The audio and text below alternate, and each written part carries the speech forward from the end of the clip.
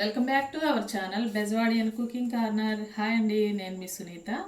ఈరోజు మన వీడియోలో మన ఆరోగ్యానికి ఎంతో మేలు చేసే మునగాకు కొబ్బరి పచ్చడిని అయితే చేసి చూపిస్తున్నాను. ఈ మునగాకుని పోషకాలు గని అని కూడా అంటారు కదా, ఎందుకంటే ఇందులో విటమిన్లు, కాల్షియం, ఐరన్ పుష్కలంగా ఉంటాయి. మన శరీర ఆరోగ్యాన్ని ఎంతగానో మెరుగుపరుస్తుందండి. వీక్లీ వన్స్ అన్న ఈ మునగాకుని తీసుకోవటం వల్ల మన శరీరానికి చక్కగా రక్తం పట్టి ఆరోగ్యకరంగా ఉంటాము.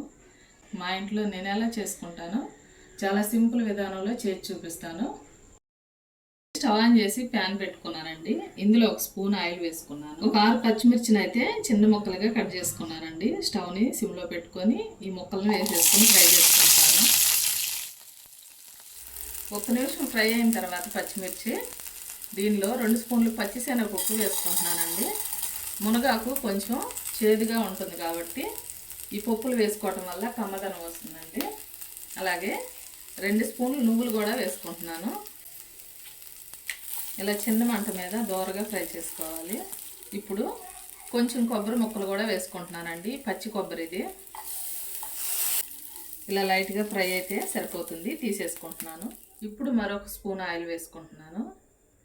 ఒక గుప్పుడు వరకు మునగాకుని అయితే తీసుకొని శుభ్రంగా కడిగి కొంచెంసేపు ఆరబెట్టుకున్నానండి. ఇలా వాటర్ ఏం లేకుండా. ఇదిగోండి, మునగాకు చక్కగా ఫ్రై అయిపోయింది, తీసేసుకుంటున్నాను. మళ్ళీ కొంచెం ఆయిల్ వేసుకుంటున్నాను. ఒక పెద్ద టమాటోని అయితే తీసుకుని ముక్కలు కట్ చేసుకున్నాను. ఈ ముక్కలు వేసుకుని ఫ్రై చేసుకోవాలి. కొంచెం చింతపండు కూడా వేసుకుంటున్నాను.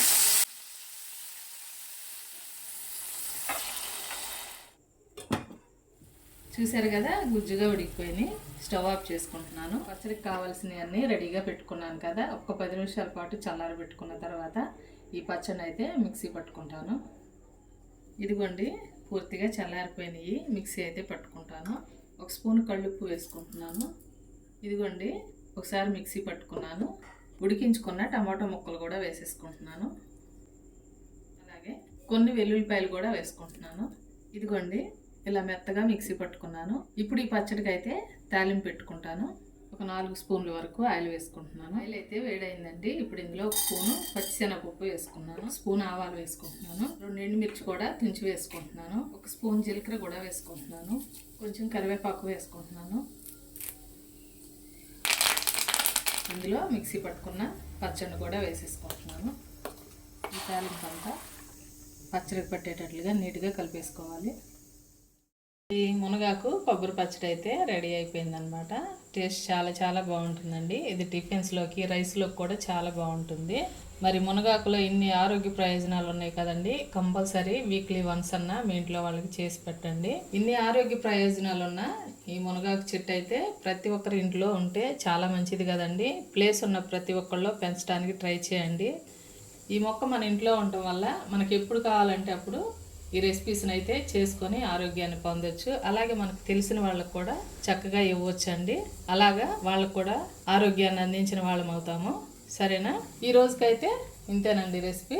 మరో మంచి రెసిపీతో మళ్ళీ మేము ముందుకు వస్తాను. మా వీడియోస్ కనుక మీకు నచ్చినట్లయితే ప్లీజ్ ఒక లైక్ చేసి సపోర్ట్ చేయండి. థ్యాంక్ యూ అండి.